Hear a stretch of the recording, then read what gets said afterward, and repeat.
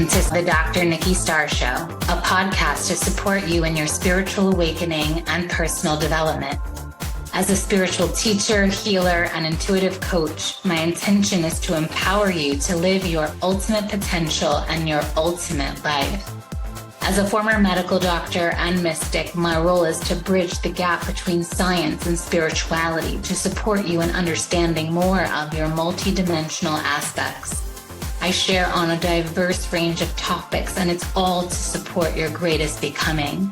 My mission is to continue reaching millions of people for the healing and awakening of humankind for the creation of the new earth. Thank you for being here. Hello, everyone, and welcome to another episode of the Dr. Nikki Starr Show. Today, I am here with my beautiful friend, Daniela, and we are here in the Sacred Valley.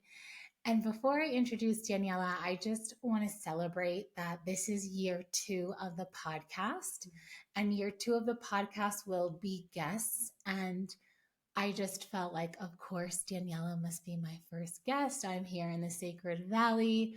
We've been such dear friends for 6 years. She is a powerful channel and Akashic record reader and so much more. She is just a healer in her essence and her being. We personally have exchanged sessions. I love receiving her Akashic sessions. And we met in the colleague space. So we had a mutual client student, hi Carrie, who was like, you and Daniela are soul sisters, you have to meet. And she was like organizing all these ways, and finally we did. And we've been friends ever since. And I love you so much. I'm so grateful you're here. And today we want to talk about relationships, conscious relationships, romantic relationships, friendships, and a very particular way of relating. But before we get into that, Daniela, if you want to introduce yourself in any way or share in any way that you feel you want our viewers and listeners to know about you. Yeah. So I'm a psychic intuitive channel. I started off my work I called it accessing the Akashic Records. And over time, it has felt more and more like communing with the mind, the heart, the spirit of the divine. And then from that elevated, expansive state of consciousness, from that higher perspective, channeling insight, channeling energy, whatever is most relevant and healing and transformative and empowering to receive, so that, well, the work starts with me. I started off sharing these transmissions a lot with myself to transform my life, to transform how I relate, and to feel closer to God in my life, and to get to know the Spirit of God, not just through spiritual texts or through other teachers, but through my own personal divine channel. And now I share that with others. And I also train other practitioners in developing their access to the Akashic Records and in the development of their divine channel.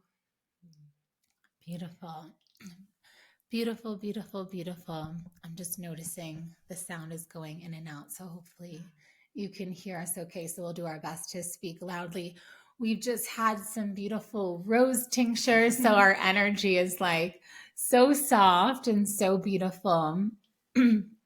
And we do want to focus on relationships, and mainly because of the power of the relationship we've had together.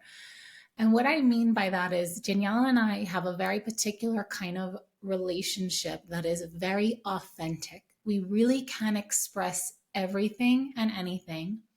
We even might feel things and ask the other person, like, are you sure about that? Or did you feel triggered by that? And just this week, we had these experiences, and it always brings me to tears, like tears of deep love and gratitude, because there's such authentic expression without the fear of, oh no, I can't say something, or her feelings might get hurt.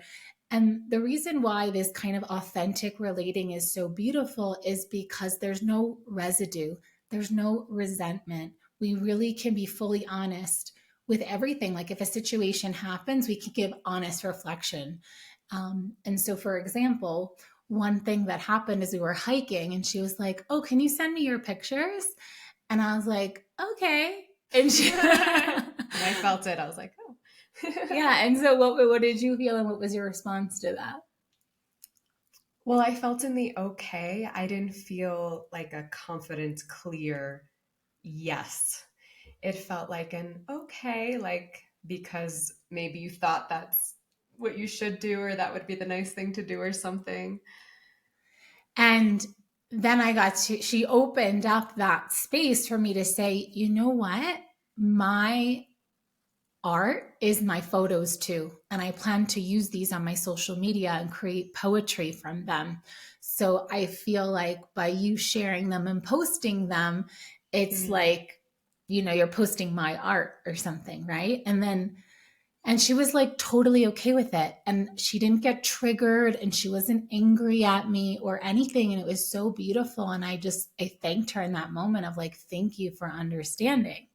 But the funny thing is, then we were hiking yesterday and I learned that her camera is not the best with photos. And we were hiking and I felt like I want to share my photos with Daniela actually, because I know they would support her work. She hosts retreats here in the Sacred Valley and she took me to such beautiful places that like everyone must see the beauty, also to support her in bringing people on retreats. So then I just turned around to her and I said, oh, by the way, I'm going to share my photos with you. Whichever ones you want, you can airdrop them to you. And so see how there was just like this circular like giving that happened. Like she gave me the space to be my authentic self. And then in that space over time, I authentically then wanted to give to her exactly the thing she asked for, but in divine time that worked for me when it felt really good for me. And that was just so beautiful. Yeah. Yeah, I feel like I've been such a student of relationship over the years. It's been like my deepest prayer to grow in love, to create really beautiful relationships. I feel like it's such a blessing in this life, and something that I have shifted over the years is this like deep respect and honor for someone else's perspective or someone else's opinion or their thought or their way, and not making it personal, not holding, like not attaching to my own preference and then holding that above their preference, and instead valuing the creation of a dynamic that feels mutually supportive where the other person is so free to be who and how they are. Another aspect of that has been like something that I always remind myself is the other person is the main character of their own life. So they're going to do what is best for them. And they're going to be perceiving life and relating to life and relating to me through their lens of their past experiences, and continuously reminding myself of that so that I'm not expecting something from the other that is not natural to them or inherent to them, and not trying to like make them a part of my movie. Like, okay, now you need to show up in this way because I also need to be one of the main characters in your movie. Just really honoring other people where they're at, the center of their own universes, and then relating to them in that way. And it sounds funny, but it's brought a lot of peace to my relationships. Yeah, and I totally agree. And it's like that release of expectation. Like just because you might do something a certain way, Yeah. it does, or I might do something a certain way that I expect you to. And like continuously, I feel like that lesson comes up for me in belovedship, especially between masculine and feminine dynamics, when women expect men to be like women. And then we get mad at men because it's like, well, why didn't he do it like this? And right. And so much is like, I think for me, like I just finished a Rose Dieta. We both have been working with Rose. And I find that she's such a great teacher in like compassion and allowance, and literally just allowing people and things to be as they are without wanting to change or control. And literally, if someone does something hurtful, can you find compassion? Like maybe they're really hurting, and that's why they said that hurtful thing to me. And maybe they're going through a challenging time, and that's why it's hard to relate in this moment. And I found one of her biggest lessons to me was, does this create harmony? And if it doesn't, don't say it. If you cannot say it, maybe if it's a logistical thing and the person's not going to like it, but it's just the facts, then okay. But if you want to say something and you know it's going to create a fight or discord, can you not say it? Or can you say something that would create harmony instead, or connection instead? And that's been an interesting process, because sometimes we want to be right, like, oh, but this happened and I'm right and I need to defend myself. Or can you just be like, and I think Daniela is a really great example of that, because when she's giving Akashic record readings, she might present you with a perspective, which she has with me, of where some of the responsibility is mine. Like maybe the tone that I said something in to my beloved, or the way I said it, or it's very direct or overpowering. And then that could make the masculine be like, rah, right? And then instead of like arguing with her, it's like, oh, yeah, I see that. So it's that openness for the reflection as well. And so I don't know if you want to talk a little bit about like what you've been observing in masculine and feminine dynamics, and the way like maybe masculine men want to be related to, something you've been talking about even in your own relationship as well. Wow, a lot has been coming through around that lately. I do feel that men, they want to feel respected and they love to feel appreciated.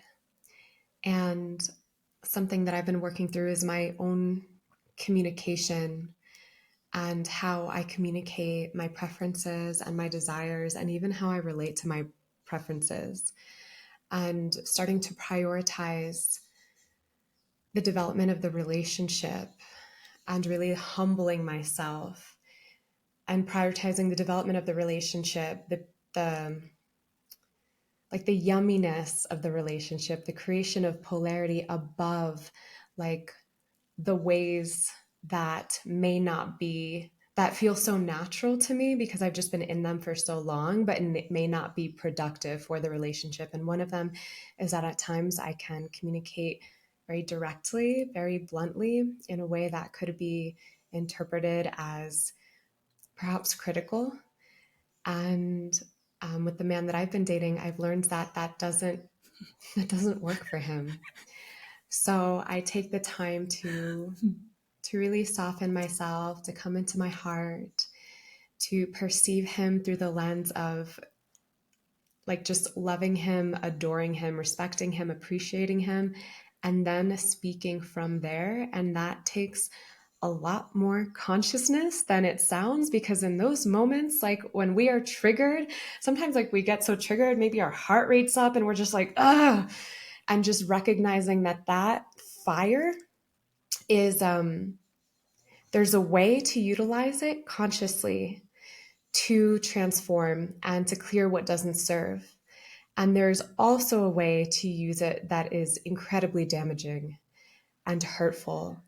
And it's important to like remain connected to, you know, to our own feminine fire, knowing that it has its place, it has like its reason for being, and connecting with how to utilize this in a way that serves, in a way that like where it creates more, for me it's like more safety, more like intimacy, versus, you know, pushing him away, making him feel like he doesn't like the way that I'm communicating, it doesn't work for him because it's not coming from the deepest love and the deepest respect, like the true reverence for who he is, knowing that he is a human man and humans are inherently flawed and limited. And all of us have lived through our trauma at this time. Humanity is so collectively, relationally traumatized, and that's part of our reality. So we don't need to expect perfection from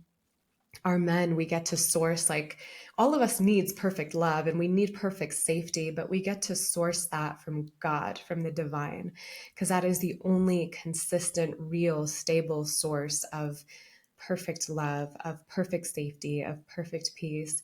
And the more that we learn how to, in those moments when we're triggered, bringing it to God instead of bringing it to our men, God can support us in the transmutation of it. God can support us in the, like, recognizing what are the jewels in this, because there's a reason for it. What are the jewels in it, and how can I bring it to my beloved in a way that brings us closer together, where I'm not now bringing my flavor of wounding and of like misplaced anger or any of that, and instead coming with the love, the safety, the peace of God, as well as the reality of my human experience when I'm triggered, when something is occurring in the relationship that is not a vibe for me, is not really what I want or what works for me. And yeah, I've been working a lot with that, and I feel like it's brought so much more ease into the relationship. And I feel that sometimes another big learning for me that I've been moving through is I've been living in Peru for the last 2 years. And it's a very different culture here. I live in the Andes Mountains amongst the Quechua people. And the culture here is so oriented towards family and community. And there's a very different way of relating here where it's not so self-centered of like, this is what I want, this is what works for me. And that's something that I see so commonly in the Western world, and like this the people making the lists of all the things that they want in a partner, and then when they have like a real life person before them that is doing their best to love them and treat them well, it's like, well, this is part of my list, and now I want you to be like this. And those types of projections and how they're actually quite harmful. And the pathway to creating the most amazing relationships truly is first sourcing what we actually need from God, and then allowing ourselves to be in a space of so much acceptance of the other, because that's actually what brings out the best in the other. Like men, I find that you can bring out so much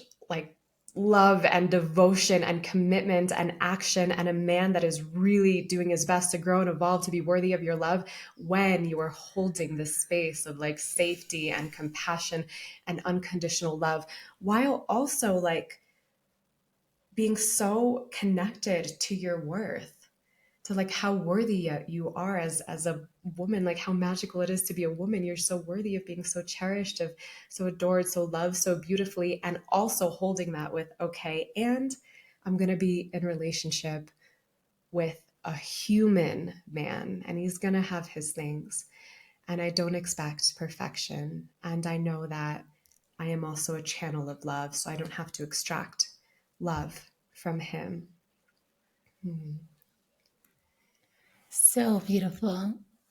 So beautiful. And what I would love to do is weave in practicalities to what you're saying. So you first mentioned like the way we speak to our men, and that being, it can be respectful or disrespectful. And I know because I've been guilty of it. I take full responsibility when I've been triggered, and in the triggered moment I decide I want to say what I got to say, and it comes out like tick, tick, tick, tick, and like really not loving and not in the tone and the energy that is receptive to our masculine men. Because if we go at them with an energetic attack through word, they're going to feel that in their energy, and that's when we may feel energetically attacked by our men.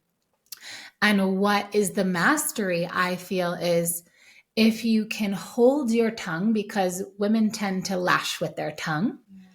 And if we can hold our tongue until the trigger is over, and if you can have enough self-awareness and self-control to hold, and if you have your energetic practices to help you return to center and clear the trigger, and how you know is the residue of contraction is no longer in your body. And then you can come with, like as Daniela mentioned, with that love and say, can I share how I feel about the situation? And you're in that soft energy, that's what softens them. And that's when they want to show up to be the best in integrity as providers, as protectors. But if they feel attacked by us, their masculine brain, I have experienced, kind of goes into that we become the enemy. And it's like, but we're not. Like, we're the ones that they want to cherish and protect and provide. And it's through our love and our softness, which is an energetic thing. They really want to protect and provide for us and do whatever they can for us. And it definitely is, it really requires your mastery as the feminine. And it's not easy, right? No. And that's why we have our spiritual practice. That's why we've been working with rose, right? Because rose is a medicine that softens. It softens the being, the heart, the words so much. And in relation to what you shared about your time here in Peru, I feel like a practical thing that you can do is, like, before you do or say something, ask, does this serve the relationship? Does this serve greater polarity, attraction, connection? Are we going to feel like we want to make love after I say this, or are we going to want to fight? And it goes back to that same lesson of, is this going to create harmony? Whereas you can say, will this create connection? And then check in with yourself before you speak, act, make a decision. Yeah, we truly have so much power as women in our impact on the relationship. And we can either position ourselves in a way where we become like, men are naturally protectors and providers. And I think it's important to continuously be reminding ourselves that they want to make us happy. They want to love us well. They want to treat us well. And if we don't feel like loved or treated well, then it's probably something unconscious within them. And we can trust in the innocence inherent within it. And so we can position ourselves in these moments as like antagonists, like in a way where we awaken their warrior. And then we awaken their warrior against us, towards us. And then it's a fight, depending on what energy do we bring to them. Are we bringing fighting energy to them? Or we can bring a softness, a vulnerability, which is ultimately more aligned with truth, because then when we're in vulnerability, we're not engaging our defensive mechanisms, which are always coming from believing we need to protect ourselves. And if we believe we need to protect ourselves, then we're not giving our partners the opportunities to protect us. So when we come with that vulnerability, suddenly their protector instinct is to protect us. And they will protect us from maybe their own ways. Maybe we can share something that has them realize, oh, wow, I could grow in this area. I could shift in this area. But I also find that masculine energy naturally, like masculine men tend to be leaders. So they like to lead themselves, not be led. They like to receive the information, and then they receive that and they lead themselves to grow, to evolve. And it can be so supportive when we trust them to grow on their own, just like leaning back in our own worthiness. They will grow for us if that's something that's being called for, instead of believing that we need to tell them exactly what to do, which can be really emasculating. It kills polarity. And in these moments, like what Nikki Starr said, it's so hard in these moments to really soften and come into vulnerability. And sometimes it almost hurts to do it.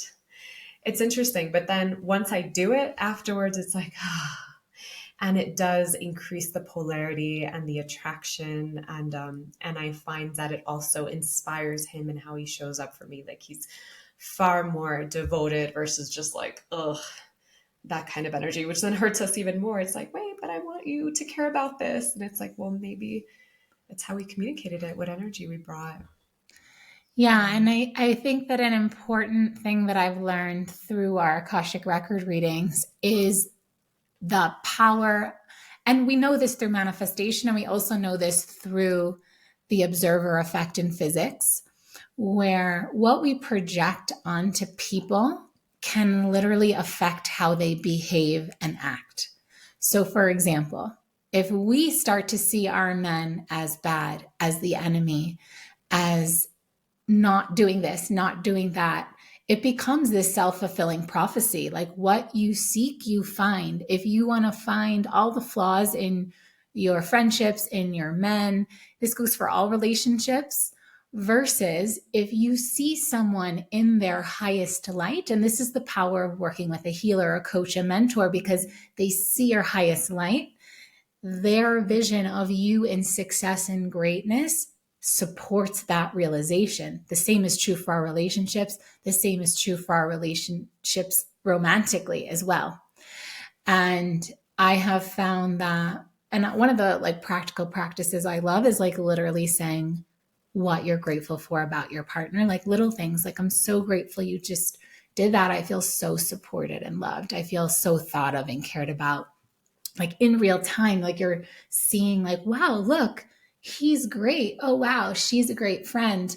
And it's like you help that person be their best self by how you choose to talk about them, see them, affirm to them. So I don't know if you want to add anything to that, because I know that's something we've talked about recently as well in general. Yeah, our consciousness is so powerful. It's truly our consciousness that, well, it's the consciousness of God that creates worlds. And as extensions, expressions of God, our consciousness it holds so much power.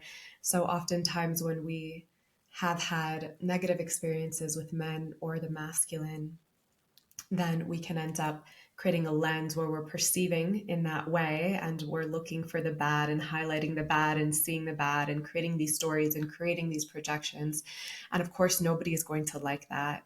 And like as soon as that gets projected, it can also create like a reactivity in them, which these projections become self-fulfilling prophecies because of how we show up according to this perception, this lens that we have, the energy that we're sending. And it's multidimensional. It also shapes how the other person can show up for us. If we are not available to receive something, we simply won't. Like life cannot deliver it to us. So even if a man wants to be his best for us, if we do not believe in the best in men, we cannot receive it. Exactly right. And I feel like it's so important to remember your power as a creator and that you are co-creating all of your relationships. So if you are met with something in relationship, it is a mirror. And that's relationship 101, spirituality 101. And so just remember the role that you're playing, especially when you find patterns, repeating patterns. What part are you contributing into continuing to co-create these prophecies or these ways of being or relating that you no longer wish to, and to consciously choose to be the one to show up differently? Yeah. Because it only takes one person to shift in a relationship for the whole relationship to shift. Yeah. The other person doesn't even have to change. The other person doesn't have to be spiritual or like know anything about consciousness or anything. But the moment we show up as love, as like, I'm in full compassion, I see their point of view, I choose harmony, you'll find your relationships will become so much better. And people will respond differently to you because of the energy you're bringing. And I love radical responsibility. You know, I did a whole podcast episode on radical responsibility. And I just feel like that's what the point of these podcasts are. That's the point of having an Akashic record reading session. It's not like to point fingers anywhere else, but like, let's look within. Let's look at how we're co-creating our lives and our relationships. Yeah, so important, because as soon as we assume the victim role, or as soon as we start focusing on what the other person is doing or is not doing, we have entirely outsourced our power. And without our power, nothing can truly transform. When we see ourselves as the source of it all, that's when we truly have dominion over our own lives, and we can heal our lives and change the circumstances of our lives and bring love and beauty into our relationships. But as long as we are victims or only focusing on what the other is or is not doing, we will repeat the patterns over and over and over again. And oftentimes when a pattern is repeating is because we have not taken an honest look at what is my role in this. Yes, beautiful. And so we are going to have in the bonus section of this podcast episode, Daniela doing an Akashic record reading in relation to questions that I'm going to ask, like that are universal questions about this particular podcast episode. Some of the things we've talked about, like to go deeper. And before we do that though, is there anything aside from, I recommend an Akashic record reading session with Daniela 100%. I recommend her retreats. She's amazing. Follow her on Instagram at Daniela Gil Love. Is there any, and your website's danielagil.love? Yeah. Okay. And everything I'll include in the comments section as well. Is there anything you want to share with the audience before we dive into the bonus section? Sure. Prioritizing love in your life above all else is the fastest route to healing, the fastest route to transformation. When we are prioritizing love, we naturally will be feeling, experiencing love, which brings forth more peace in our lives, more joy in our lives. And there is like a collective distortion, I believe, around what we prioritize in life. And when we don't allow love to be the highest priority, we can truly be led astray, in the sense that we will walk paths that do not lead to our spiritual health, our spiritual well-being, where we are in right relationship with life, where we are loving life, feeling loved by life. We feel like we're living a life of possibility. We're connected to our divine power, and we are in trust of God. And it truly can be as simple in moments as prioritizing love. Beautiful. And in the Akashic record reading portion, I'm going to ask you like how we prioritize that and just like how we give over things to God. And so you've mentioned some things, and we're going to get a little more into the practicality of the how to embody more of what we've talked about. And so I thank you so much for being here. I love you, Daniela. I love you so much. And we love you. Thank you for tuning in, and we'll see you inside the bonus content. Thank you so much for being here, and bye for now.